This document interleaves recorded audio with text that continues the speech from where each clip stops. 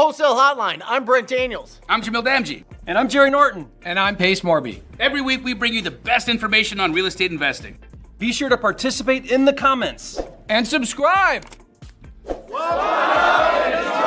show!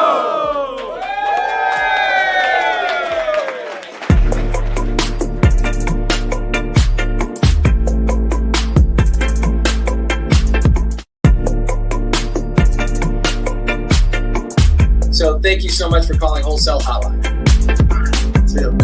Wow, that's great. Welcome to Wholesale Hotline number 267. My name is Brent Daniels, and I love talking to people. And I'm joined by the incredible, the flipping genius, Jerry Norton. How are you, Jerry? Fantastic. Happy Easter, Brent. You as well. Had a successful one. And first one for you on the on your big estate. What do you call it? A homestead? Homestead. We call it the farm. Yeah, and we're like all in. You know, we got animals. We just got a bunch of goats the other day. So yeah, we're really having fun. It's exactly what we wanted to create. So we're really enjoying it. Well, listen, Lenny's already calling you the goat, so it's appropriate that you're buying goats as well. So that's good. How many acres is that estate? 30 farm. 30 acres. Yeah, it's really great too, because we have, I think, like I don't know, a couple acre lake. There's 5 or 6 acres that are open. There's a creek or stream that runs through the property. And then behind the house, I think there's maybe 10 acres that's all wooded. So it's like a good mix of kind of woods and trees and open and lake. And yeah, so it's pretty magical. And few $1 million? Almost 4. Uh-huh. And that's just to get in. Yeah. But 20 years ago, you were digging holes somewhere in the ground as a construction laborer? Basically digging ditches. Yeah. That's real estate, isn't it? I mean, that's crazy. Did you inherit a bunch of money, Jerry, at some point? Yeah, no. No, Like not only did I not inherit any money, but I wasn't even taught any fundamentals about money, no basic principles about investing, not even saving. No one taught me how a credit card worked, how to open a checking account, like nothing. So as a young adult, all of that was new to me. Basic things that my kids learned at, young age were brand new concepts to me as an adult. So what were your parents doing? They were just raising kids and surviving. And what was that background? I mean, I had a great childhood. We grew out in the country, dirt road, middle of nowhere, on a little farm. My parents, did the best they could. They taught work ethic and that, but my dad was basically a contractor, but it was the typical contractor, like job to job. And we never really, like, Pace's story was they had a lot of money, then no money. It was like we had a tiny bit of money and then no money, so we had like the electric turned off, and it just, my parents didn't know the some of the really basic things around managing money, and that wasn't taught to me. So I had to learn all that, but I wanted to. I was hungry. I wanted something better than what they were able to give. How many siblings did you have? We're 7. So 7. I'm the second of 7. You are one of 7. Yeah. That is incredible. Do you ever think about that, Jerry? Do you ever go, well, I had such a chip on my shoulder because I wanted more. Am I allowing my kids to have a chip on their shoulder? You know what I mean? Like, you got 10 of them. And so it was actually good parenting on accident. It was like accidental good parenting, because my parents just didn't have the means to give me anything. So if I wanted something, I had to go get it and figure it out. So from a young age, I just learned that, man, if you want something, you got to go get it. No one's going to hand it out to you. And that principle has done well for me. Like, I've never been that victim of like, oh, poor me, I got dealt the wrong hand, boo-hoo. I never had that. I was always, no, you want something, go get it. And so, I have to sort of fabricate that with my kids, because it's not out of necessity. It's out of, just wanting. I have to create that, so that they don't get entitled and don't feel like, everything's just handed to them. So that it's a different challenge that they have than what I had. Yeah. How do you do that if they're already on, this level of a financial situation and you were, you know what I mean? Down here, how is their hunger if their bellies are full? Yeah. I mean, that's the hard part. I mean, I just have to tell my kids all the time, I'm rich. You're not rich. You're broke. It's my money, not your money. And this is, so what I tell my kids, I say, look, you can't ever decide for somebody else how they spend their money.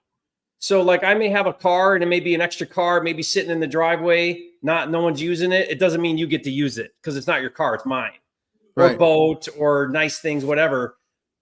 Because nobody else can tell someone else how they should use their money.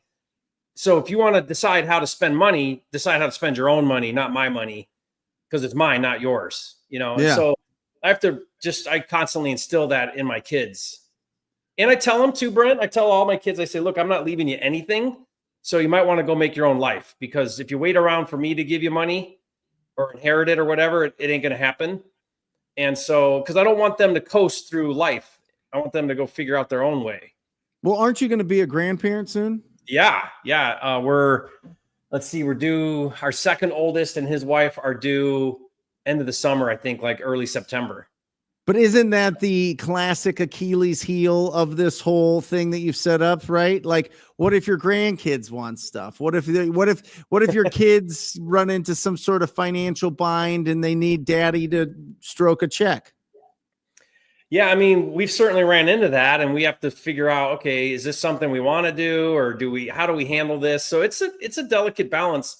Our oldest, it was he did a church mission like I did, very Mormon culture. He came home and he was at home and he was wanting to go out late and he was wanting to have friends over and watch movies till late. And after a few weeks, I was like, yeah, this isn't really good for you. It's not good for me. You got to go. And his first 6 months out of the house was a little rough. And I remember him calling up and being like, hey, I got to go to the dentist. What do I do? And I'm like, well, if you don't have insurance, you got to pay out of pocket, and one time he asked for a bed mattress and my wife said to him, look, if I buy you a mattress, then that communicates to you that I don't believe you have the ability to solve your own problems. And I'd hate to communicate that to you. And because he was sleeping on like an air mattress on the floor and stuff. And he figured it out. He's doing awesome now. He's in the family business. He runs my hotel. Yeah. But dude, it's brutal. Like he came and visited for a few days. And he was on the phone all the time because when the doorbell rings at the hotel and someone can't get into their room or whatever, it goes to him. And he never complains. He works long hours, hard hours. He helps people haul their suitcases up and down, and he's running around. I mean, it's a tough job, but he's grateful. He's learning a ton. And, I'm just really proud of him. He's really just kind of grabbing life and doing well in the beginning here. So. Yeah, but that's like, your oldest kids, Jerry, I mean, these are the kids that, you were in a, smaller houses, didn't have this big portfolio, you've got 2 multi-million-dollar houses in Montana, another one in Puerto Rico, another one in Tennessee, let alone the properties that you're building in your portfolio that you have and the businesses that you have. You got babies now still, bro. Like they're growing up in a totally different world than the first half of your kids, right? Yeah, they're definitely, and that's part of, Brent, why we wanted the homestead, because we want their hands in the dirt. We want them outside. We want them riding bikes. We want them getting dirty, taking care of animals, having responsibility. The older 5, they got to travel a lot. They got to see the world. But I just want that a little bit different for the younger 5, so we'll see if we can create it. We're really hopeful we can. And, but each kid's different. I mean, this, Brent, every kid's hardwired different. Yep. And, you think you figured something out and then another kid comes along with a different set of personality and challenges and you're back to the drawing board, so we just take it kind of one day at a time, one kid at a time and do the best we can. And I think that's all you can do as parents. There's no manual, and I think I get it wrong a lot, and I try to get it right some of the time. And I don't know. The point though is I want to be a good parent. I want to be a good dad. I want to be involved. And I think if you really want that strongly, then you'll fumble through things, but you'll end up being there when it really matters. And so I just keep trying to remind myself, like, hey, be the dad that you really want to be. Look, can you look yourself in the mirror and say, am I showing up the way I want to as a dad? And, a lot of times the answer is no. And then you make adjustments, but I think that's all we can do as parents. Yeah. I mean, don't you agree? Yeah. Yeah. Nobody knows what we're doing. You know what I mean? Like every situation, every kid is different. I think that there's some principles that should be established though. You know what I mean? Some financial literacy that's taught, and really just how do you foster that little pilot light inside of everybody and fan that thing till it becomes a big flame? You know what I mean? And they have fire in their belly for whatever they want to be, whatever success that they want to have or whatever path that they want to have. I don't really care about that. I just want to make sure that they're confident. You know what I mean? I don't want them to be crippled by self-doubt all the time. And really just, try to make friends wherever they go type of thing, Yeah. I mean, our biggest thing since we homeschool is we want our kids to learn how to learn, because if you can learn how to learn things, then nothing can stop you, because with ChatGPT and the internet and everything else, I mean, there's nothing that's not at your disposal, but you know how to go get the information and do something with it. If you can figure that out, then you'll be fine in life. So you've got this huge farm now. It looks just absolutely incredible. I got to come see you sometime and bring my knuckleheads out there. Yeah, you should. But from literally nothing, construction worker growing up with a family that, gets the lights turned off to this your arc in this whole business. What separates you from everybody that goes, yeah, I want that. I want that too. I want to be able to have all these estates, and I want to have millions and millions, and I want to have the freedom, and I want all this other stuff. What makes you different, Jerry? I don't think I don't think I'm very smart. I was an average C student in school. I think Brent, really what it is, if I were to look back over the past 20 years, it's just tenacity and just grit. I can just put my head down and plow through. And when something happens and I have a setback or I fall down, I get right back up and I try again.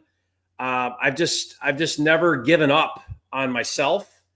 No matter what's happened, I just keep moving forward. And it's pretty boring. It's just a 20-year slow, inch by inch, moving forward, one day at a time, one step at a time.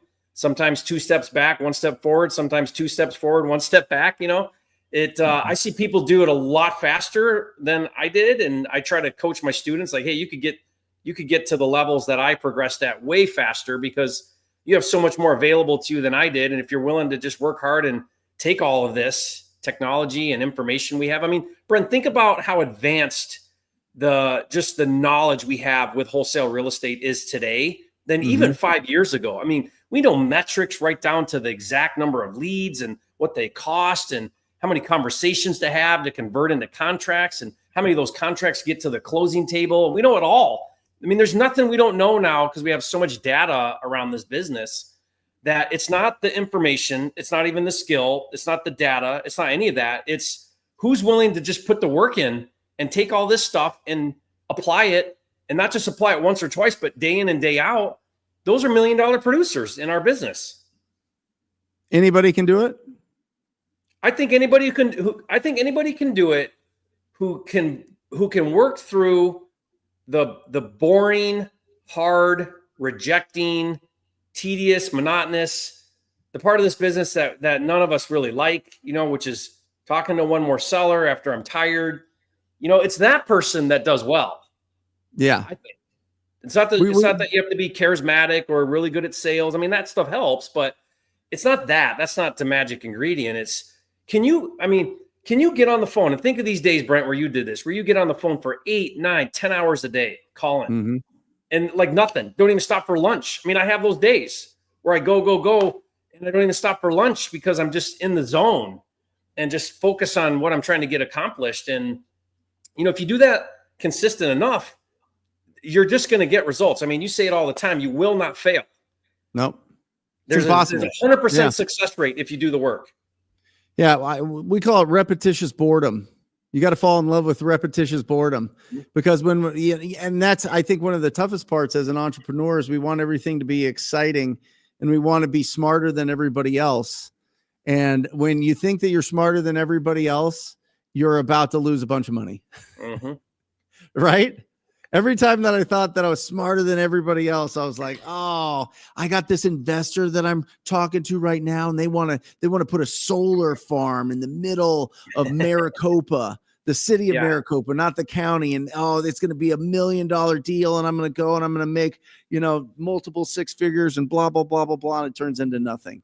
Or, I'm going to go and instead of wholesaling this, I'm going to flip this property and then or instead of flipping a property that could be a really great one, I wholesale it and so there's always things going on. There's always different. I think, Brent, along those same lines, situations. in real estate, you never want to be the first to market or the first to the first idea, right? So like what I try to do is if I go into a new market, I don't want to be the first one to try something. What I want to do is I want to go find other people already doing it at a high level really well. Yep. They're now the proven success track record of the thing, and then copy what they're doing, maybe try to do it a little better than them, and you will win really big that way. I remember when I moved to Phoenix, I wanted to break into luxury, but like next level luxury. I wanted to break into the 3 to 5 million price point.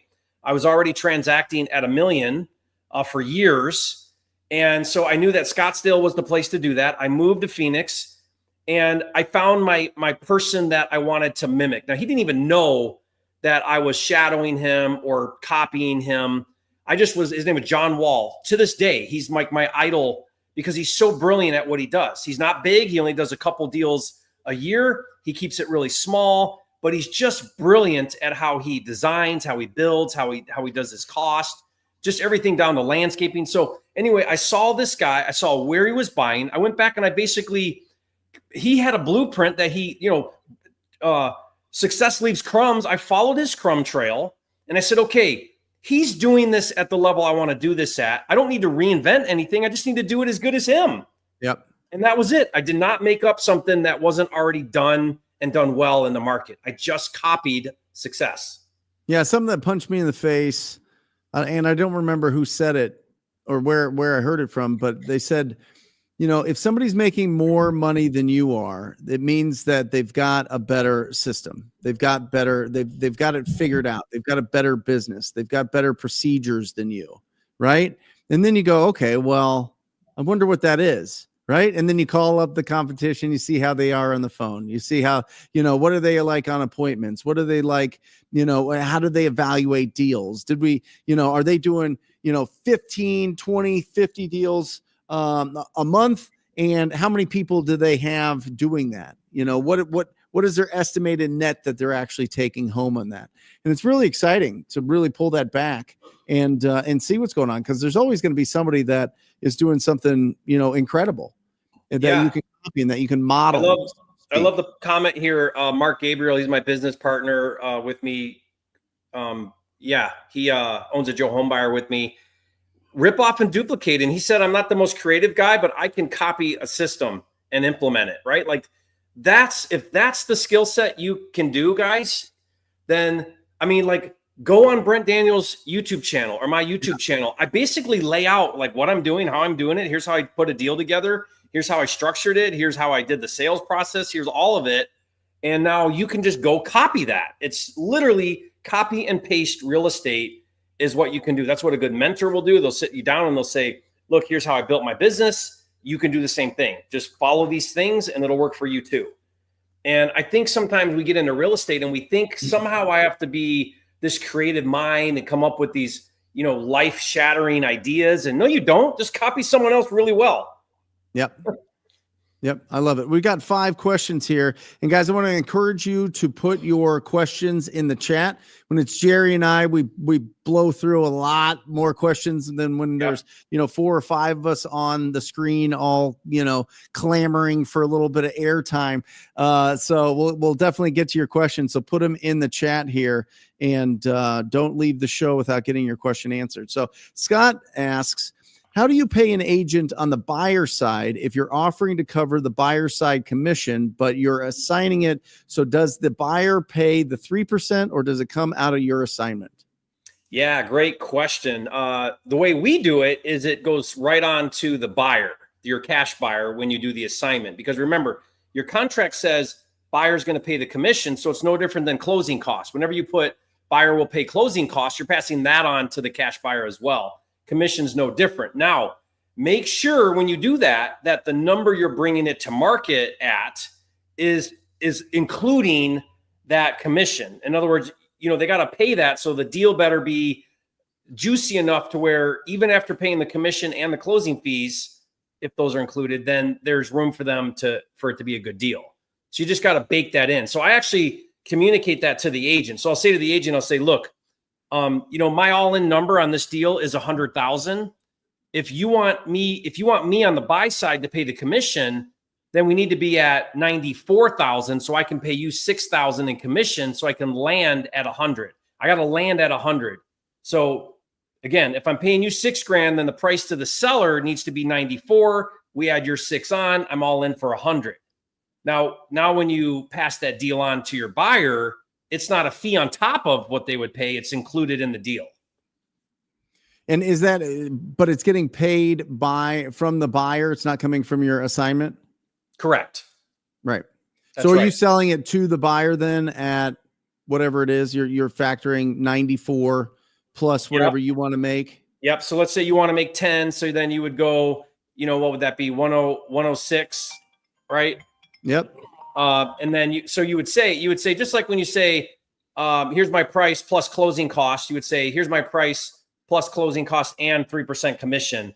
But again, the cash buyer is going to be looking at, okay, well, what am I all in at? And is that a deal? Yeah. So when I buy it plus commissions plus closing fees, where do I land? Arter, why is cold calling so hard for me? I hate dialing myself. Well, welcome to the world of real estate. Yeah, you are in good company, brother. You are in absolute great company. Yeah, it took me a long time to be comfortable. I had to lose everything to really, really just force myself to get out of my comfort zone and build that consistency. So my suggestion to you is don't do it alone.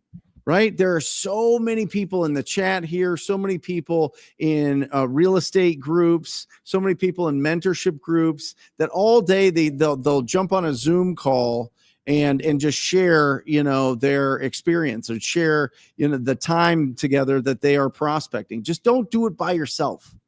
Okay. And it might sound like, oh, well, I don't want to embarrass myself. It's a lot better to embarrass yourself and be around people that are going to celebrate you and cheerlead you when you do screw it up and when you do have a great call and when you do have success.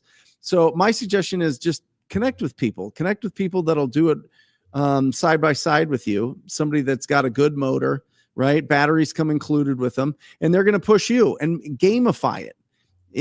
Luke Rotfold, who was my acquisition manager, and he was he's grown an unbelievable multi-million-dollar business. He's a great follow on Instagram, Luke Rotfold. He does some really interesting Airbnbs. He would play Madden. He would play the Madden on PlayStation all day long, hours and hours and hours while he was making calls.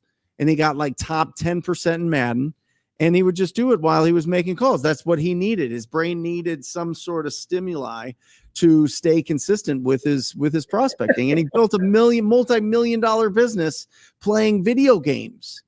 Right? That's wild. I would add to that. I think I would add to that, Brent, cold calling yourself as a business owner is sort of like the bottom of the barrel. Like you do that when you've got absolutely no capital to put into marketing. As soon as you have a few bucks, you can hire a cold calling agency for like $6-7 an hour. For $1,200, $1,300, you can get a full-time cold caller 40 hours a week for a month for $1,300, something like that. And now that doesn't mean now you get off the phones. It means now let them do the outbound, like dial. And now They create a warm lead that comes into your lap. And now you're spending your time talking to vetted sellers. Yep.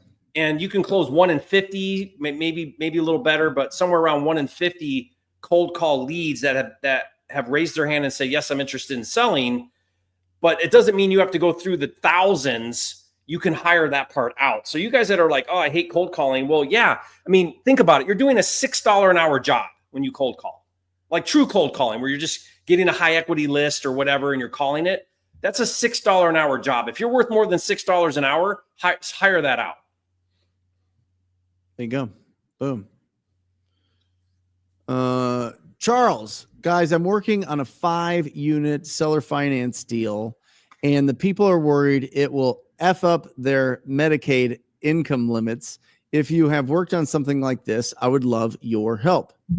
Great question here, Charles. So you're talking about, if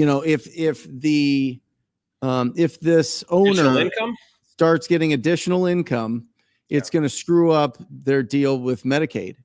And so I would talk to, I would see what the limit is. Like, what is the minimum that they can make to still get their Medicaid, to still get their benefits from Medicaid, and then just work the deal over either a longer period of time, or just, probably just over a longer period of time. Smaller payments. You could amortize it longer. You could lower the interest rate. I mean, they could still get the dollar number they want, but you can structure the payments to be whatever you want. So if they don't want too high of payments, which is pretty stupid to me, why not make higher payment, whatever. But, you can structure the monthly payments to not disqualify them, and they still get the number they want. You just got to make the payment smaller. Yeah, I think it's a great situation, because that'll only be for so long, Charles. You know what I mean? There might be adjustments to how much that they can make. Maybe some of their other income that they have coming in goes away. So it's a good insurance policy for them. So I would just see what the limit, maybe they're at their limit, and maybe it's not the best situation for them, but I would have them talk to whoever. Do people represent people with Medicaid? Jerry, do you know? I don't know. Is there like, I think it's just a reporting thing. Like if they report more than X income, then they don't qualify for it.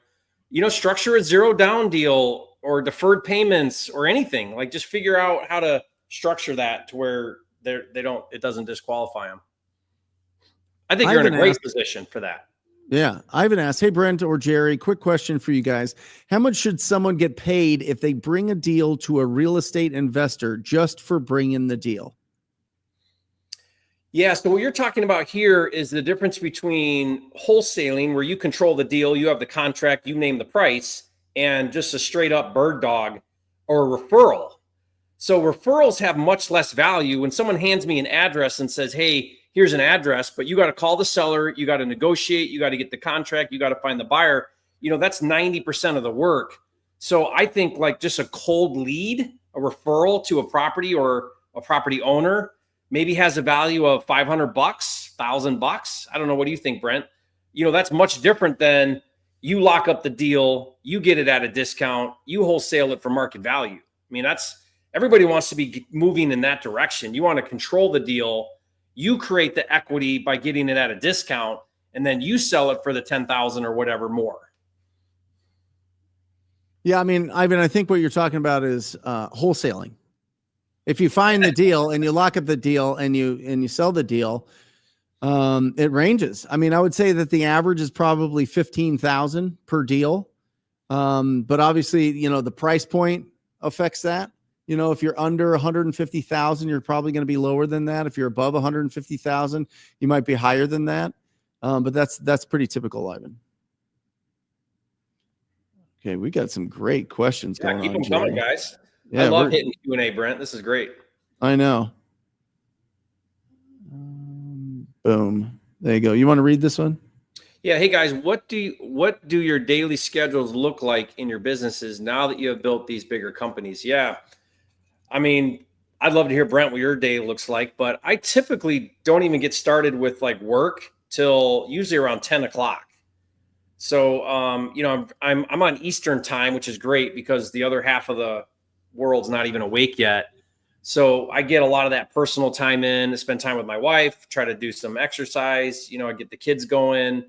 And so I kind of protect my mornings. Here now I'm on the farm, so I'm out with all the animals and stuff. So I really like that morning. I did that in Puerto Rico too. It just really protected my mornings and got in a lot of that personal time that you get. But then when I lock in, like at 10 o'clock, I lock in, and then I typically go till usually around 5. I try to stop a little bit throughout the day for breaks and things, but I don't overwork. I think a lot of entrepreneurs, maybe even at my stage in the game, still work long hours. And I probably average, under 40 hours a week. And but that's taken a lot of, strategic planning to make sure that I've got the team in place and the systems in place. So I want to stay high level. I always try to stay high level. If I get invited onto a meeting with my team and it's not high level, I very quickly identify that. I tell my team, why am I on this call? You guys can handle this without me. I should not be included in this. When I get CC'd in emails, I tell them, un-CC me. I don't need to be part of this communication. You're clouding up my brain space, right? So, because I have multiple businesses, I've got software, education, I've got the real estate business, I've got to juggle. Brent, you're the same way. I got multiple hats I wear, and I got multiple balls in the air. I got my business partners, right? So I try to really plan out, just high level blocks of time to work on certain things, and then hyper focus on those things, and then stay high level as much as I can. I always ask myself, is this the best use of my time right now? And the best use of my time is always in the owner's box, and it's strategic planning. It's high level things. It's thinking of, okay, what direction am I trying to take the business? Are we heading in that right direction? It's vision casting. I do a lot of vision casting where I'm helping the team see the bigger picture of like, hey, here's where we're going. Here's where we're going. How are we doing getting here? So that's sort of like what my day looks like. I guess that was pretty general, but I don't know. What do you think, Brent? Yeah, for my real estate business, we meet on Tuesdays and Fridays at 10 a.m. for about an hour. We go through every single lead that came in, what happened with them. We troubleshoot anything that's happening with negotiations, right?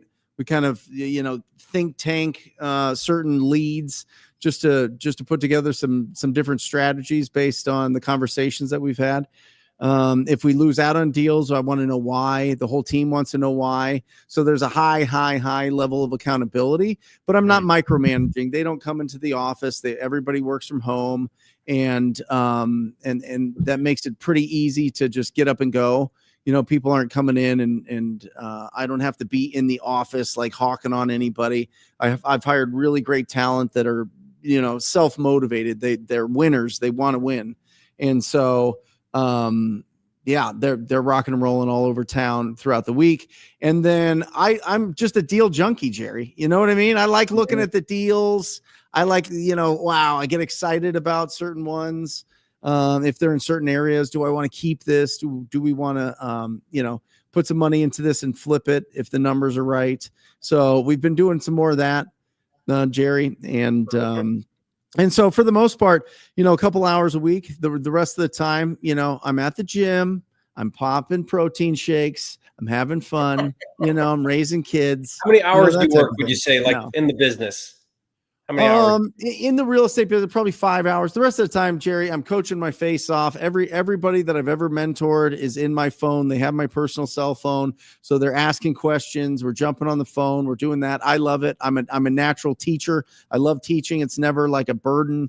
It's always a blessing to be able to problem solve some issues. And or just talk about, like you were talking about, vision casting as people are growing and developing their business. That's really exciting. And then I've been really in with the pay-per-click leads. I love it. I love that business. I think it's just incredible. So I've got all those guys in my office, and I'm picking their brains all the time. I want to get better leads. I want to get faster leads. I want to get juicier leads. And so it's that part's really exciting. But the real estate side, maybe 5 hours a week, Jerry. That's great. Yeah. Yep. And then I do have I have a personal trainer at the gym that I go to on Mondays, Tuesdays, and Thursdays at noon. I love working out at noon. I could never I never like the morning workout thing. I get it. It makes you feel good, makes your whole day downhill. But that's the only time I ever injured myself was the mornings. And it's busier. So, huh? And it's way busier in the morning. Oh yeah. At noon, there's nobody. It's awesome. Yeah. Michael asks, how would you recommend someone run a wholesale operation part-time until they make enough to go full-time? Well, I don't know that you're running a business part-time. I think you're transacting part-time. And so maybe there's a difference there. So what you want to do is you want to transact enough deals to where you can move out of the part-time and move into the full-time. For me, my experience has been, and all the people that I've coached, is it's very challenging to do wholesale real estate part-time. It's just tough. And it's going to stay tough until you can move out of that part-time role, because, you go to your 9 to 5 and then you start your 6 to midnight or 6 to 1 a.m. is your part-time real estate business. And that's a phase that, everyone's has to go through. You can't skip it unless you got a lot of money handed to you. But if you're like me and Brent and most people, you just have to go through that grind phase, and it's brutal. And you got to sit down with your family and say, look, after work, I'm going to be working again, and you're not going to see me. But I'm building something for you, and really focus on quality over quantity when it comes to your kids and your spouse and stuff. But you got to get through that phase, but you want that phase to be as fast as you can. So for me, what I did, I don't know if this is the right way, it's just what I did, is I part-timed it until I had enough money set aside that equaled my annual salary in my day job. And then I told myself, okay, when I have that in part-time revenue from wholesaling, I'll quit the full-time and go full at it real estate. And so, it took me a year or so part-time in it to get that. It wasn't very much either. It was only like 25 grand or something. And then I took the plunge full-time. And here's the crazy thing, Michael, my first month full-time, I think I did like 5 transactions and made like 52 grand in my first month full-time. Because now I had like all the focus. I had gotten through a handful of deals. So I understood the process. And now I just needed to like really go at it. And that worked great. I don't regret that path I took. So people ask me all the time, like, hey, should I quit my job and go full time? I don't know. You got to make that call. But I think what you do is you part-time it until you get a little bit of cushion, maybe, and enough to give you some runway, and then maybe make the plunge. That's wholesale real estate. So that may not apply to other strategies, but I think that's what I've seen work well in real estate, in wholesale. Yeah, I think step one is you got to find your community. You got to find your tribe. You got to find people doing this. You got to change your environment. You have to. You absolutely have. If you've made the decision that you are going to commit to being a real estate entrepreneur, and you try to do it behind the scenes and not really meeting anybody and just trying to figure it all out, it's not going to happen. You'll get pulled into another direction on another passion project that you have. It's just not worth your time. Right. So you got to find your tribe of people that you can connect with, whether that's local, whether that's groups, Jerry's group or my group or Pace's or Jamil's or whoever's, anybody that you feel like in your gut, you're like, yeah, I want to be a part of that. Join it. It doesn't have to cost you anything. You can do it totally for free in your backyard. Do it. Next is get proof of concept. Do your first deal. Do your first deal and see what that does to your brain. You know what I mean, Jerry? When you did your first deal, like your first assignment or your first flip, or you made your first, little bit of income in real estate somehow, and you're like, oh yeah. Mine was $6,000. I could do this again. Right. Yeah.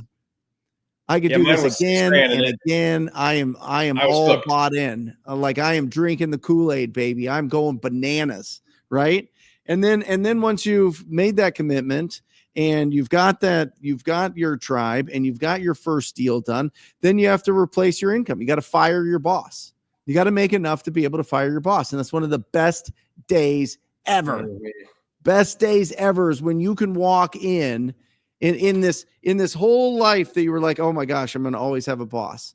It's going to either be my teacher at the school or the principal or this manager at Foot Locker or this other boss at this other job or this professor. I've always had these authority figures on me all the time. And then you get to just take that completely off and you're like, oh, there's another way to live.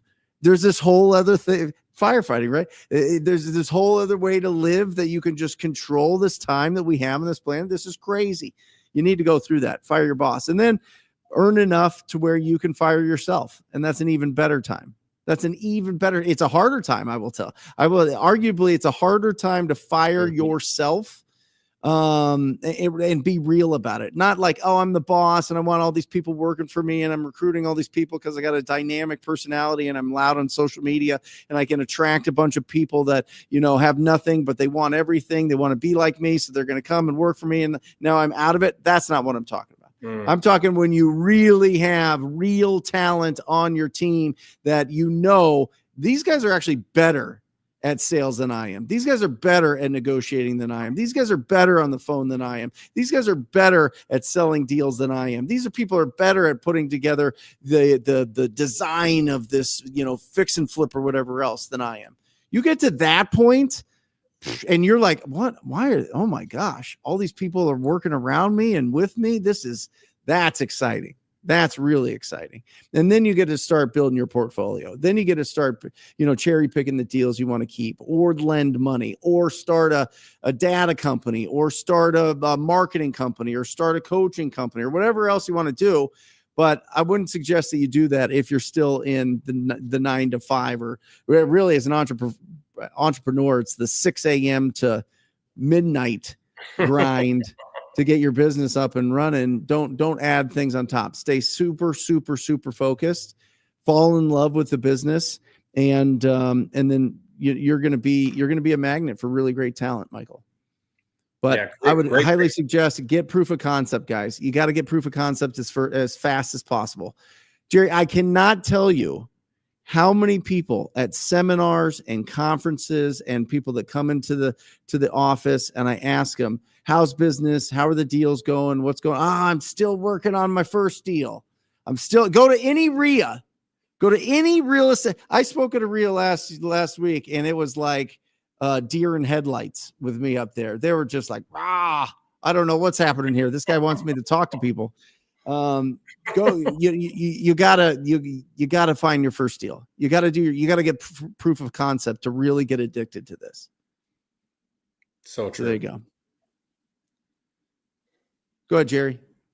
New guy here. Before I get analysis paralysis, should I start with traditional wholesaling or land flipping? Okay. Before I get analysis paralysis. Well, I mean, analysis paralysis, you can have that anywhere. You can have that in wholesaling, land flipping. I mean, that just means you have a really hard time getting to an offer price and getting to a number that you feel confident that if you got the deal, you could move it and make money. And oftentimes that analysis paralysis, it's Brent calls it creative avoidance. Isn't that what you call it, Brent? Creative avoidance. Yeah, it's just you're telling yourself, I got to run more comps, or I got a cool little calculator here and I'm playing around with the numbers. And instead of like, just forget all that, pick up the phone and make a low offer, because that's going to get you way further, way faster than any kind of analysis does. So I guess I'm not really sure here. Is he asking Brent? I think the underlying, if we're reading between the lines, and maybe I'm wrong, Joseph, so correct me if I am. I think he's saying, Jerry, which one's easier? Oh, okay. Okay. Well, here's my take on this. Land flipping, you don't have the analysis part of repairing a house, right? Because there's no house to repair.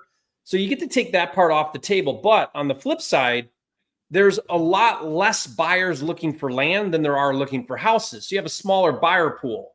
So you're playing in a smaller pond with land. Now, that doesn't mean there's not tons of opportunity. I know people that do, hundreds of thousands a month in wholesaling land. Yeah. I'm just saying, though, that houses is something you can get your head around. There's always a buyer for a house. You're going to have lots of opportunities. I like to reverse it, Brent. I like to say, okay, where are all the buyers at and what do they want?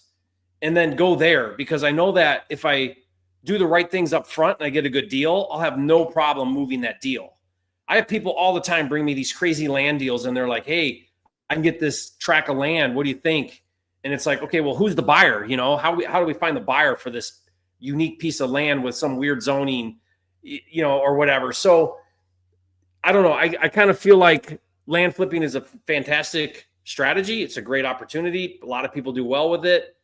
Houses, though, is just something that's a whole lot easier to because there's always a buyer for it. Yeah. Listen, there's some great land coaches out there. And if again, this is a gut thing, Joseph. It's not a head thing. It's not a heart thing. It's a gut thing. What do your instincts tell you? Right? What is when you go, okay, land versus houses, which one like fires you up?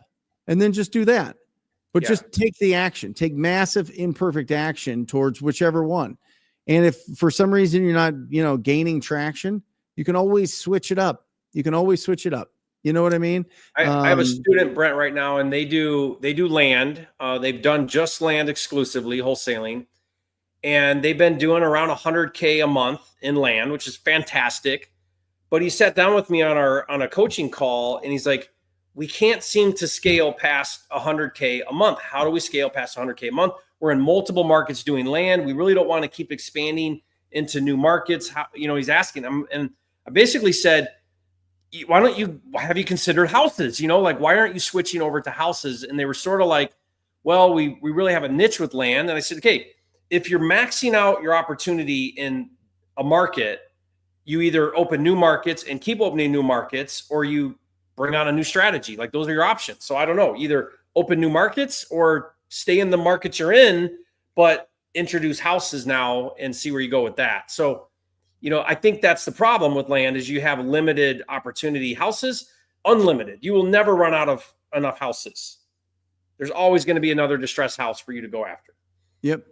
DJ asks, have you guys ever experienced a wholesale deal where the property was put into a trust, then bought and sold? It seems like a way to work with regulations in Oregon. If so, could you explain how it worked? I think I know what they're talking about. So we do this strategy. We call it the LLC flipper method. But basically, you're setting up an entity. It could be a trust, or it could be an LLC. And the LLC holds the contract on the property, right? And then now, rather than assigning the contract, you sell the membership rights of the LLC or the trust. And so the buyer's buying the LLC owns the contract. There's no change in owner. So you avoid an assignment, and you're technically not really wholesaling, you're selling a business. Does that make sense? That might be what they're referring to there, Brent. Is this, do you think that this is going to be more common, Jerry, with these states that are just, Xing out, saying no way you can assign deals in this state? Yeah. I mean, I think it might be a workaround, but I think they'll close that loophole because it's still equitable interest. That's the challenge. So like whether I sell my membership rights of an LLC that owns a contract, or I assign the contract, either way, I'm monetizing my equitable interest because I don't yet own the property. So I think there'll be a strong argument in some of these states that are trying to stop wholesaling that in essence is the same thing. Like that's not going to be a viable workaround. Now it might be for a little while till they close that loop. But I think if it was challenged, that they would say, no, nice try. That's still wholesaling. Yeah, I've never dealt with this, DJ. It seems the risk that you run here from the buyer's side, the end buyer's side that would be buying this trust and or LLC is there any debts? Is there anything weird attached to this LLC and or trust that we need to know about? And by the way, trusts aren't that, I mean, it's not as simple to set up a trust as it is an LLC. I could be wrong. Do you know, Jerry? LLCs are way easier.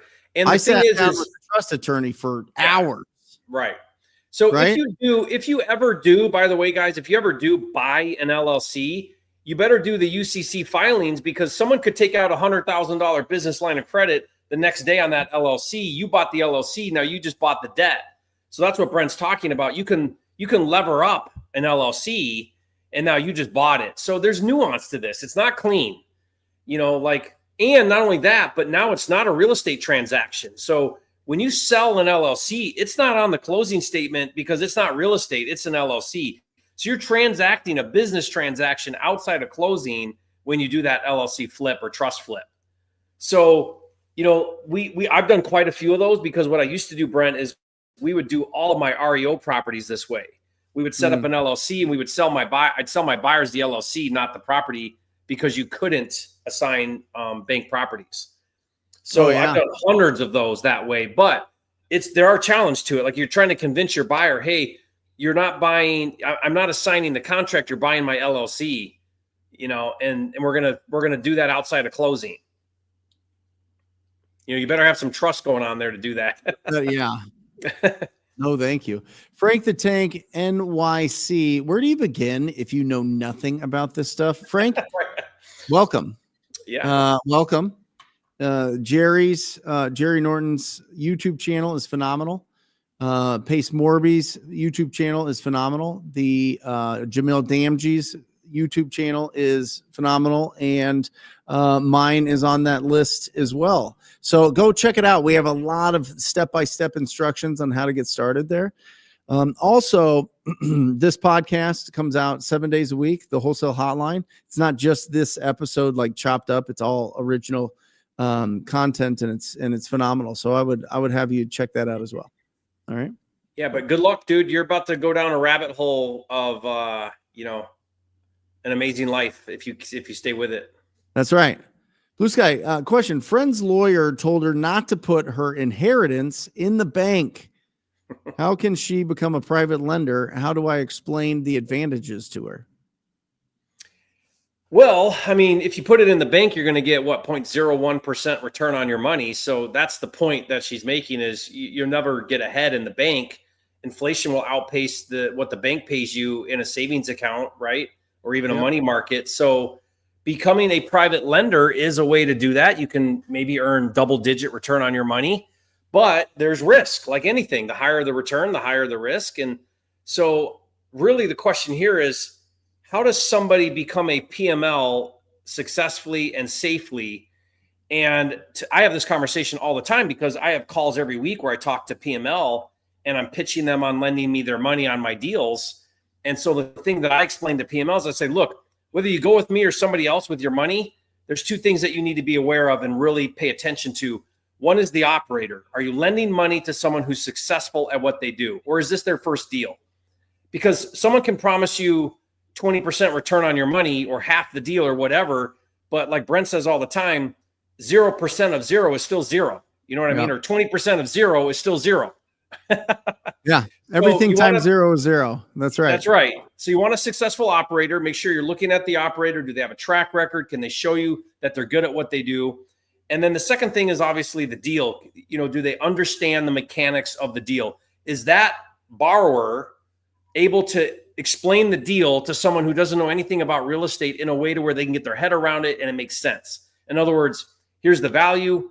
We're buying it at a discount. We're going to add this value to it in the form of these repairs. That's going to leave us at a safe spread of equity. We're going to sell it at this number. As you can see here, there's room here for us to make money. You're in a safe position because there's loan to value, right? Like you got to be able to educate. It's all about educating a PML. If you can do a good job educating the PML as to why you're a safe operator and why it's a good deal, then people will lend you their money. People do not lend money when they don't understand the deal or feel confident in you as the operator. Make sure you get the right paperwork. If you're going to lend money, make sure that you're putting together the right paperwork. The title company or closing attorney can handle all of that. So if the approach is, well, how do I protect myself? How do I make sure that, this money's not just going to be, stolen essentially? Make sure that you show them all the paperwork's handled by the title company. They're going to put together everything based on whatever conversation you have. If you're looking for them to be your private money lender, then have the title company take care of that. Cool. We're cooking, man. Pharrell, I did agent outreach and got a response today.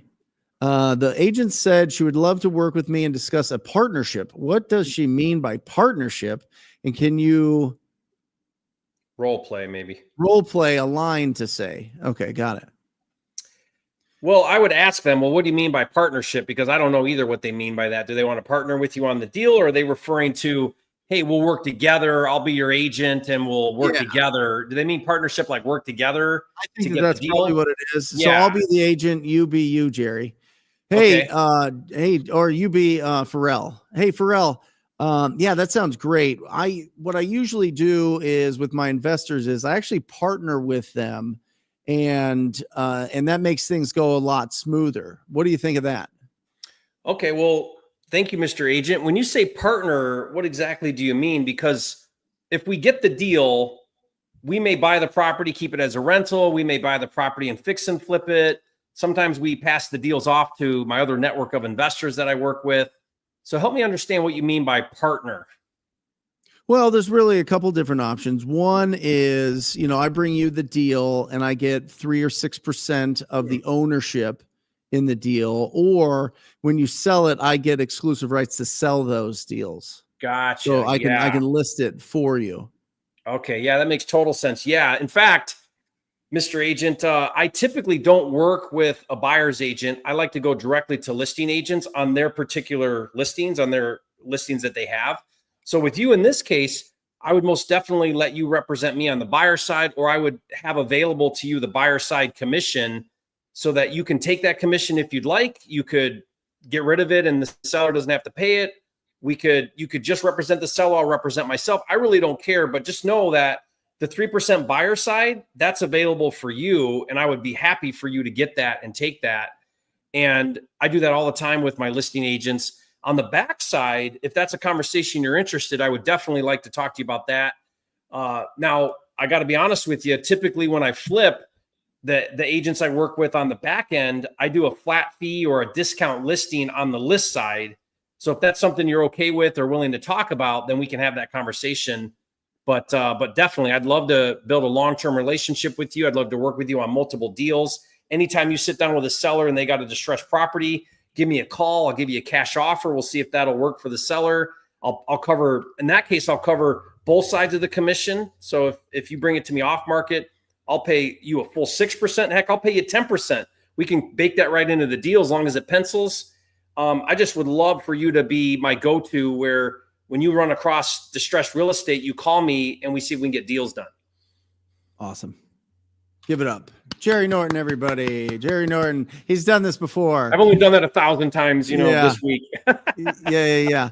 My suggestion is, guys, the P word is one of the nastiest words in business is partnership. You got to be really, really, really, really, really careful with the partnership word. Especially when you're starting out. I get it. You want to have somebody there with you. But unless they're family or your wife or husband or something like that, it gets really tricky because there's always somebody that's going to push the pace and there's somebody that's going to trail behind. And most of the times it's like, oh, well, let's just divide and conquer. I'll go get the deals. You sell the deals. When, getting the deals is 80% of the effort, selling it's 20. So be very, very, very careful with partnerships. If an agent's like, I'll bring you deals, but I want part of the equity, that's bananas. Go talk to a different agent. Okay.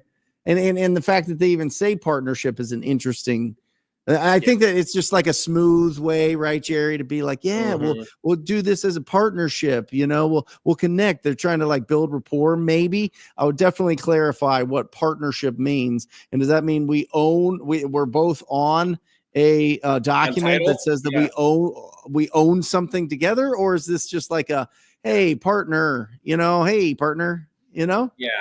I think they probably, in this case, they meant some sort of equity split on a deal or, work together. But, I will say, I'll add to that, Brent, a true partnership where you're both members of an entity, that's a marriage. And that can be amazing if it's the right partnership. And it can be very messy if it's the wrong partnership, or if in time you end up going different ways. So sometimes it's a great partnership. It's just, you have a different vision than the partner. And as time goes on, you start to go like this, and then unwinding that partnership can be a mess. I had one partnership that was a 4-year legal battle, hundreds of thousands of dollars in legal fees, and just a bad situation. And then I've had other partnerships where they break up and it's super clean and we divide things and away we go and we're still friends. Yeah. So you just got to be really careful. I'm very selective now in real estate deals. What's great about real estate is you can partner like on a deal, see the deal through. If you like the way it went, then you can do another deal. You don't have to go all in, and do a general partnership. Keep it limited, keep it a deal by deal basis. And then after a long time of proven track record, then maybe decide that. Yeah. I mean, if you have a partnership where you've got partnerships with your Joe Homebuyer franchises with incredible people that are operating in the different markets, you bring an expertise, and you need a partner that you don't have the same expertise. And if you're starting out, you have the same expertise. So there's that and funds. If your partner's bringing in funds, great. Like I did a lot of flips back in the downturn, buying from foreclosure auctions because we had a funding partner, right? We split the deal. It was 70-30, and then it was 60-40, and then it was 50-50. And because they brought the cash, right? Yeah. But if somebody's not bringing cash or expertise and you're just homie hangouts, you've just cut your income in half. Yeah. And remember, guys, the whole point is to bring money home, to get rid of consumer debt, and then to buy assets. That's the whole point. You can't do that. And oh, by the way, you already have a partner. Everybody has a partner. We know who our partner is. Huh? The IRS. You got it, brother. You got it. That's right. Awesome. All right. So for your acquisitions and dispo agents, what's the best sustainable pay structure? Base plus commissions or 100% commissions? I mean, I've seen lots of different structures, but I really like the straight commission, and I've seen a lot of people successful with that.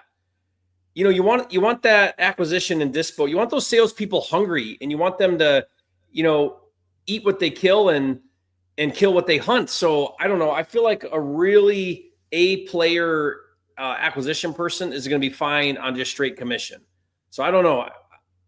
What do you think, Brent? Is base plus commission okay? Or yeah, I always set a 80K base plus commission with my acquisitions team, and that is just because I wanted to pull them from different industries and different jobs, right? To be able to do that, you have to be able to make sure that they know that you're a real business. I think when most people go commission only, it's because they're probably not a real business, right? They're probably don't have the money to pay them. Yeah, they don't have the money. They don't have the leadership skills. They don't have the accounting skills. They don't understand that you have to keep money in the account, right? To be able to hit payroll month after month, year after year. And then from there, you give them enough base to where they can, in my opinion, every great salesperson wants to hit at least 250,000 or more. So how do you squeeze you bring them in on a big base? That's 80. How do you give them at least another 170 in deals? That's our job. Our job is to rainmake all the deals at the top of the funnel and them to convert them. Right. And so as long as you're giving them enough leads, they can hit their financial goals and you'll hit your financial goals, and it all makes sense in the end. But I think that I honestly believe, Jerry, you need 2 acquisitions. I bet you could go $4 million, $2 million each acquisition manager. I think so too. Yeah. I mean, depending on the deal size, but if you're dealing with that 20 to 30,000 per deal, 2 acquisition managers. Definitely not if you're doing a bunch of 7, 10K deals, but if you're hitting the 20s and 30s average assignment, I agree with that. Matt Justice. Question is 1099 versus W-2. The IRS told me I had to go W-2. I mean, I am the 1099. I love 1099. I mean, holy cow. As soon as you go W-2, and Jerry, maybe you could tell me your experience at W-2, or maybe everybody's 1099 for yours. Instantly 25% increase in the cost of labor. Just like that, right? Because you're paying for all of the extra stuff. You're matching Social Security, Medicare, Medicaid, all that. And then, well, I don't know if it's those. Social Security for sure. But then we did health insurance as well. So that affected it like crazy. But it was shocking. The first year I was like, where's My profitability was here. Now it's here, Dad. Yeah, my dad's my CFO. He's like, yeah, you went W-2. You know, what do you expect? What's your guys' timeline for a new employee as far as are they working, are they not working out? You know, I know that they say. Okay. Question is the whole thing, Jerry. Hire slow, fire fast. What is that? What is the actual? How much time do you give people before they're just not the right fit? Yeah, I mean, you definitely want to keep people on a short leash, probationary period. You want to set things up to where, you're not locking in on somebody for a long-term commitment and then they're not working out. They need to know that they're on a trial period. So I think pretty quick. I mean, in a couple of weeks, you should know if somebody's got it or doesn't have it, right? So I don't know. I usually give it a couple of weeks and then see if there's someone I want to keep on long-term or longer term. How long does it take for you to hire somebody? Well, that's the key. In the beginning, a lot of entrepreneurs in the early phases, it's like the gut check, well, you feel right, so you're hired. And a real business, though, they take the time, they do the personality profiling, they look at all the things, they look at the history, they look at, that you ask the right questions, you do the formal interviews. And it's sort of like, well, do you want to do a bunch of upfront work to get a much higher success rate? Or do you want to cut all the corners in the beginning and go through 5 people and take months and months to find the right one, right? It's going to be way better for you to go through all the work up front to really try to get the right hire than it is to skip all that and go through employees like toilet paper. Yep. I love this. Look at this. Rob is in a bulldozer listening to us right now. I mean, look at his profile picture. Isn't that incredible? I've been watching the show, Rob. Jerry. It's like a Gold Rush or something. Have you guys seen that show? It's absolutely incredible. Absolutely incredible. Rob, thank you for participating. Thanks for being in here. That's awesome. We'll get back to the questions. Thank you guys so much for putting in so many incredible questions. This is really, really, really good stuff here. Cody asks, should I double close my first couple contracts or stick to assignment? Yeah, I mean, I don't see why you would ever double close unless there's a compelling reason why. There's really 2 reasons why. One, you have to, because you're not allowed to do an assignment. And that could be because the contract says you can't, or maybe there's some sort of regulation that says you can't, or it's a type of transaction like bank properties, you can't, right? So the other reason would be your assignment fee is really big and you don't want anybody to see it. So you strategically double close. Those are really the only reasons why you would. Maybe a third reason might be you want to get some buy sells under your belt, right? Where you actually bought the property, because it gives you a little bit more credibility when you can say, hey, I buy houses, because you actually do, even though you sold it 5 minutes later. It kind of helps with some of that. But other than that, there really is no reason why you should double close over an assignment. Assignment, you'll make more money. It's cleaner. It's easier. You don't have to put any money in. You don't have to borrow transactional funding. It's just a little smoother way to do it. I think there's always a fear, Cody, that once I show this investor how much I'm making, they're going to get angry. They're going to, big dog me. They're going to say no. And so we want to kind of keep that hidden from these investors, right? But let me tell you this, if you've got a real deal, sell it to somebody else. Yeah. Listen, there's way more money than there are deals.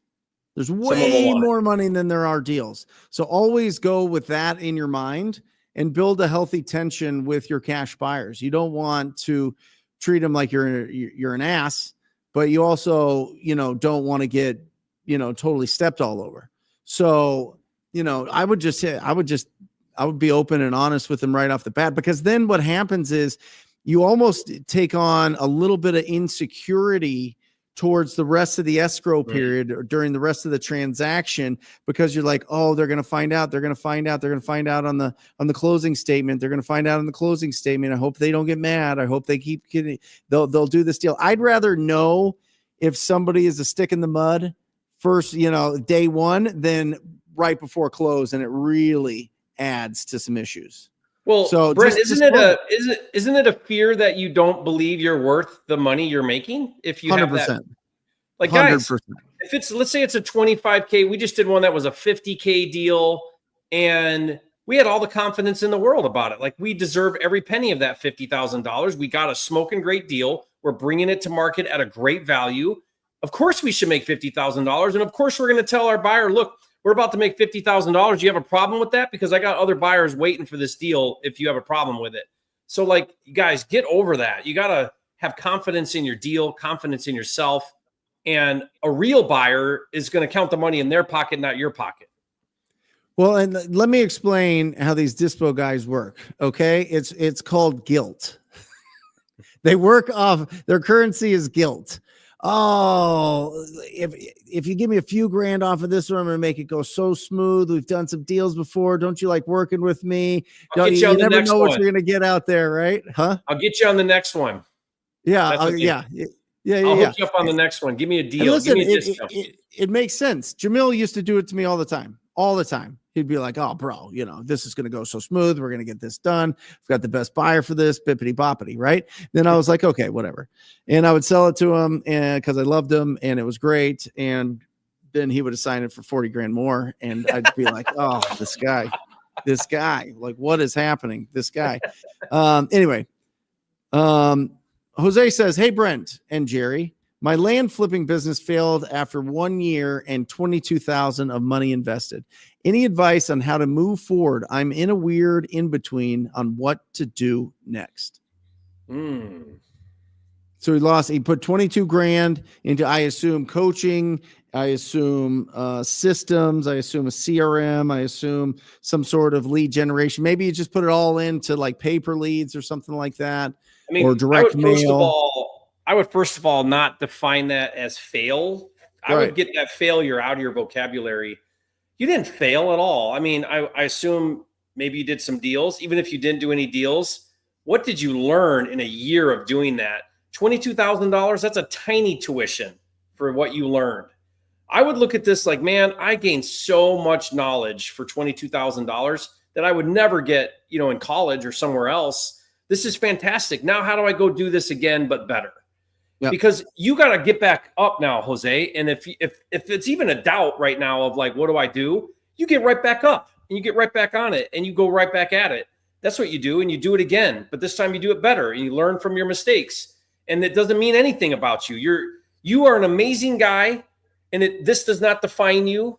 This is just a bump in the road. You know how many bumps in the road like that I've had? You just keep going and you'll be fine.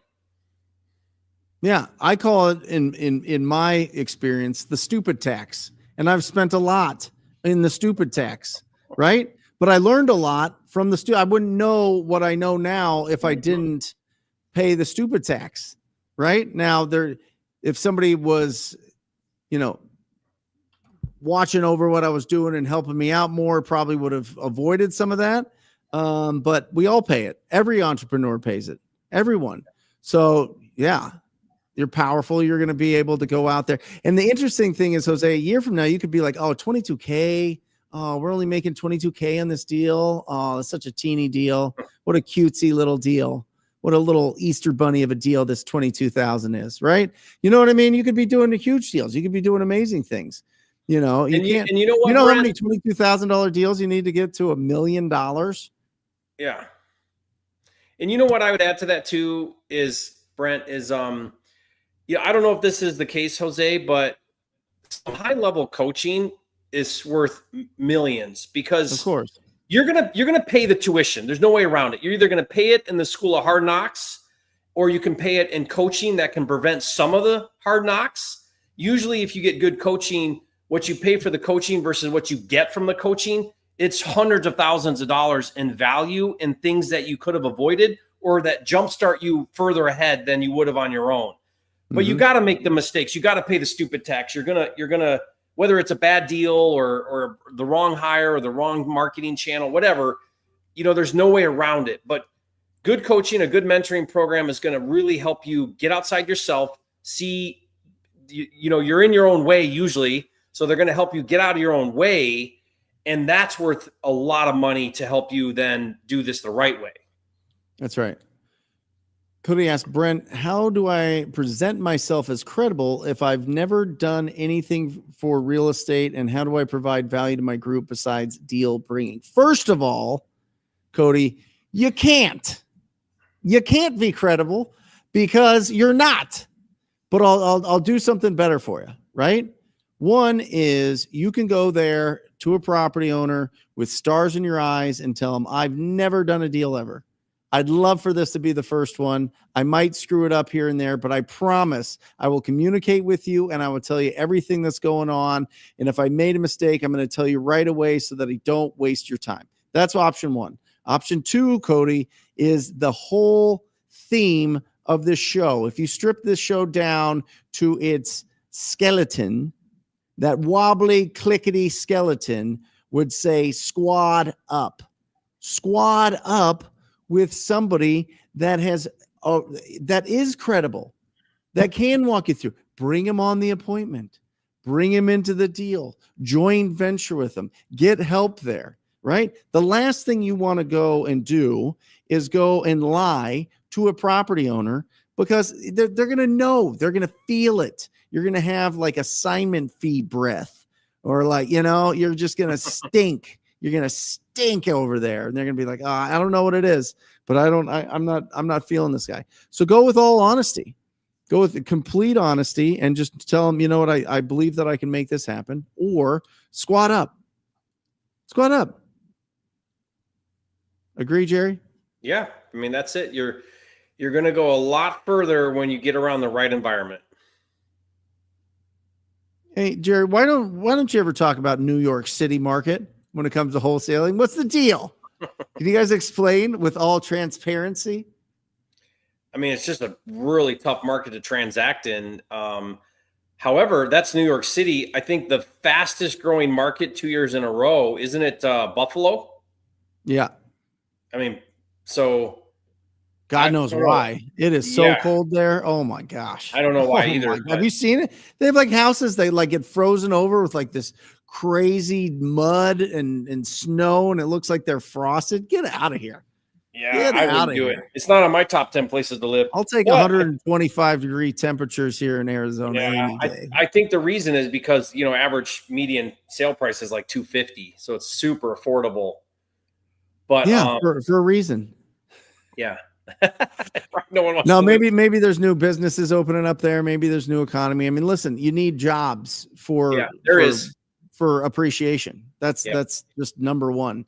Yep. So wherever people are opening up jobs and whatever states are job friendly, that's probably where you want to invest in real estate. But I will say this, M. Garcia, the fact that you don't hear about wholesale deals in New York City, to be in New York City real estate, you have to be born and bred into it. It is a lifestyle. That is like a group that has been around since the beginning of the United States. Like this, it has gone generation to generation to generation. They're all super tight knit. It's wild. I see a lot of our New York City people, they go over to Jersey or they find a different market. Yeah. Some in Long Island, right? Some in Long Island, some in Brooklyn a little bit. But if you're talking like Manhattan, it's a total. I mean, I guess there's how many boroughs? Five boroughs. Is that right? Do we know? Nobody knows. Anybody? Put it in the chat if you know. There you go. Yeah, just the big leagues there for sure. What's your opinion? Keith asks, what's your opinion on dispo portfolio deals? Any pointers or anything to avoid? Yeah, I've got an opinion on that, Keith. So package deals are always tricky because you're talking about a group of single family homes. And the challenge is every single one of those homes has to be independently valued. And so what you do is you end up having to get your head around each and every one and really understand value, repairs, condition, all the things. And then you got to break it all down, and then you got to package it, and then you got to try to bring it to a buyer and help them get their head around each and every one of those deals. So it's just a lot of work, and it's just very complicated. And what I found is every time I've looked at a package deal, what's happening is you have like a tired landlord, or you have a bank tape, or you have something. And what they're doing is they're saying, hey, there's a couple good ones in here, but there's some dogs, and let's put them all together, and we'll throw the dogs in with the good ones to get rid of them, and then we'll offer it out as a package. And then you look at it and you're like, well, I like 5 of these, but 3 of these are horrific, but I got to buy the 3 to get the 5. But when you average it all out, it's not really that great of a deal anymore because you got to take on the bad ones with the good ones. See what I mean? Yep. Otherwise, why wouldn't the seller just one-off them and get the most that way? You know, so I don't know. I have a lot of skepticism. I've wasted hours and hours and hours of time looking at package deals just to like some of it, but not all of it. Buyers have a real hard time doing the same thing. It's like, oh my gosh, I got to do a lot of work and due diligence to see if this whole thing is worth it. So it's just, that's all. It's just a ton of work. Yeah. I'll shorten that up. I agree with everything Jerry says. And I will just add, don't waste your time. Seriously. It's all fake. People that, oh, I got this big package. It's awesome. Yeah. Nope. No, no, they don't. Oh, this hedge fund's unloading all these deals. Nope. Not to you. Not to you. You know, oh, we've got this guy, Bob Devers. He's got an office over here, like a little strip mall office. And it just says homes for rent. Right. And he's been there forever. He's on 7th Street here in Central Phoenix. And I've gone in there a couple times to talk to Bob. Bob's ready to sell. He's ready to sell the whole thing. He's ready to travel the world. He's ready to sell. You know, the problem with Bob's portfolio, Keith, is, it's 50% higher than anybody would pay for it. Yeah. And those package deals, Brent, they're always listed on the MLS too. Like you Google them and you're like, these are all on the MLS. We're all listed individually. What are we talking about? Yeah. What are we? So I would highly like, I have been hearing about we get package deals for 25 cents on the dollar. The banks don't want them. The asset managers don't want, nobody wants these houses. We can get it for you. Just give me $50,000 and you could get a list of the properties or the phone number to somebody or something bananas. It's a scam. It's a total scam, Keith. Anybody that tells you that they're moving portfolios, they're lying. Yeah. I mean, essentially, they're like maybe one here or there, Because you got to Indianapolis or Memphis, right? But you got to ask yourself, why are you selling it as a package? Why don't you sell them one at a time and get more money? Of course. Sam, we are nationwide. The question is, Brent, are you running PPC campaigns nationwide or mainly targeting Maricopa County? I have the Maricopa County, but I'm working with Jerry. I'm working with the Novation King. He's doing amazing novations from really cheap, inexpensive leads, I should say, not cheap leads, but inexpensive leads nationwide. It's phenomenal. So if anybody's interested in that, talk2people.com, talk2people.com. That's my plug. Jerry, I heard that you have a new interface with PropWire. Is that right? Yeah. We did a whole new upgrade to the UI. So it's really cool. It's sleek. It's more modern, more functionality. Yeah. You guys check it out. Let me know what you guys think of it. People are giving you a little bit of friction because apparently the interest rates for mortgages aren't on there anymore. Oh, all right. Let me look into that. I didn't. We've seen that a couple times in here, or maybe just one person a couple times, and it's probably on there, but they just didn't see it. Yeah, it might be. I would double check it. Right. This question is from Happy Mills. Is Zillow a good way to find buyers, or is there a better method that someone knows of? Yeah, I love going on Zillow.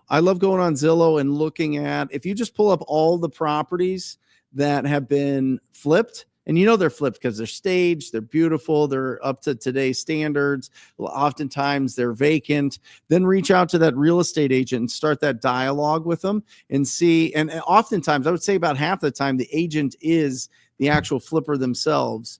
And so that really works out, and that's a really great place. Again, you can pull up all the cash buyers at propwire.com. That's Jerry's totally free service. He's got a bunch of different add-ons that you can add to it. So it's a buffet of really, really, really incredible tools that you have access to. But the base of it is free, and you can get the cash buyers. You can get motivated seller lists. You can find out how long people have owned properties. You can run comparables. It's all right there. Jerry really torpedoed all of our other friends that had, subscription-based models. But who cares? Yeah. I would add to that too, Brent, like whether you use PropWire, Zillow, or any of the platforms, what you want to do there when you're looking for a buyer is you want to be looking at active buyers in the same neighborhood and start there. Yep. So because, your best buyer is a repeat buyer in that area, because buyers love to do flips and own rentals in the same area where they already do it. So those are going to always be your best buyers. They'll pay more, they'll be more interested. So when you're doing that search for cash buyers, wherever your deal is, look around that neighborhood and see who you can find that's actively investing. And that's a good place to start. PropWire is cool, for real. Deeds and liens. Deedsandliens.blogspot.com. Boom. Call out. Old UI is better. Oh, you like the old UI better? It's always like that, right? Like when Amazon switches up, you're like, or Facebook. Dude, that's the worst. When iPhone did the new photos in iPhone, I hate what they did to photos. What did they do? Yeah, it's so much harder now. Yeah, totally. Hey guys, great show. Great shows. We're winding down. Jerry, you have an incredible video out from your speech at the Squat Up Summit, guys. Make sure that you watch that after this. It's about 38 minutes of Jerry really breaking down, and it's beautifully done. Whoever was doing the camera work was just absolutely incredible and just top notch. Definitely check that out. But in there, you mentioned to stop doing 3 things. And I wanted to mention this because I think it's so important for everybody that is watching and listening to this. The first one is stop one-sided contracts. What does that mean, Jerry? Yeah, one-sided contracts are where it's all in your favor and none in the seller's favor. So things like inspection contingency all the way to closing. I can back out for any reason, but you can't. Language that we've used for a long time, and we feel like it's great because, I'm protected. But when that goes before a regulator, a court, a judge, or a consumer protection agency, they're going to look at that and they call it mutuality of obligation. Is it a fair agreement between 2 parties? And if it's not, then they may call that a contract, null and void, or a fraudulent contract. That's the argument they're making, Brent, in the Arizona lawsuit, that because of a one-sided contract, it's now a fraudulent contract.